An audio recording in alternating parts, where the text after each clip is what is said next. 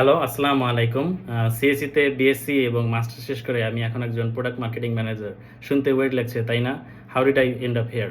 So first of all আমি daffodil থেকে যখন সিএসসি শেষ করি, এরপরে আমি সফটওয়্যার টেস্টিংয়ে কিছুদিন চাকরি করেছিলাম। এরপরে আমি জাহাঙ্গীরনগর ভার্সিটি থেকে আমার মাস্টার্সটা শেষ করি সিএসসিতেই। বাট এরপরে আমার যে চিন্তাটা ছিল আমি টিচিং প্রফেশনে যাব, বাট আসলে আমাদের লাইফ তো চিন্তা মতো চলে না। তো এরপরে কি হলো, আমি এসইও আর ডিজিটাল মার্কেটিংয়ে ঢুকে পড়লাম এবং দেখা গেছে যে আমার লাস্ট 2 বছর ধরে আমি ফুল টাইম একজন মার্কেটার হিসেবে কাজ করছি।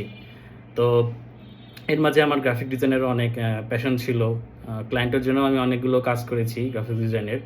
আমার বিহ্যান্স লিঙ্কটা কমেন্ট বক্স অথবা ডেসক্রিপশনে দিয়ে রাখবো, আপনারা চাইলে দেখে আসতে পারেন।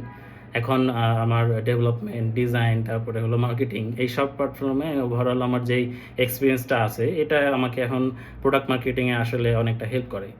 তো আমার মতো হয়তো আপনাদের মধ্যে অনেকেরই এরকম আপনার পাথটা হয়তো টুইস্টে ভরা ছিল। তো আপনারা চাইলে কমেন্টে শেয়ার করতে পারেন যে আপনার যে জার্নিটা এটা আমার মতো এরকম টুইস্টে ভরা ছিল কিনা নাকি স্ট্রেইট ছিল।